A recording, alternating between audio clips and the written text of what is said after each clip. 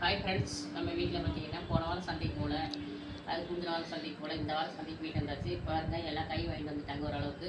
வெண்டங்காய் நம்ம வீட்டில் இருக்குது, கத்திரிக்காய் நம்ம வீட்டில் இருக்குது, அதனால் அதை ரெண்டையும் ஸ்கிப் பண்ணி வச்சு முருங்கைக்காய் நம்ம ரயில்வே ஸ்டேஷனில் வாங்கிட்டு வந்தாச்சு.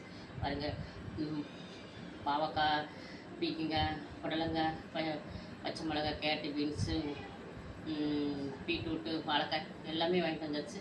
அப்புறம் பார்த்திங்கன்னா வாட்டர்மெலன், தண்ணி பழம் அது, அப்புறம் பாருங்கள் தக்காளி, பார்த்தீங்கன்னா தக்காளி தக்காளி பாருங்கள், மல்லி பாருங்கள் எவ்வளோ ஃப்ரெஷ்ஷாக இருக்குங்க.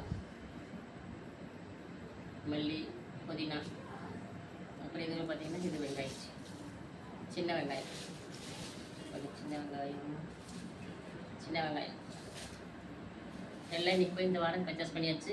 சொல்ல மாதிரி இஞ்சி வாங்கிட்டு வர சொன்னேன், இப்போ எலுமிச்சம்பழம் வாங்கிட்டு வர சொன்னேன் ஜூஸ் போடலான்ட்டு.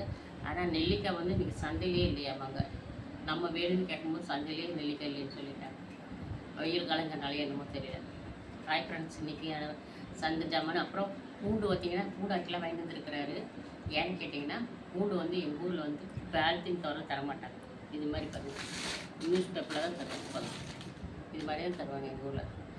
பேப்பரில் பாலித்தீன் கவரில் போட்டு பேக் பண்ணால் 2000 ஆகிடும்.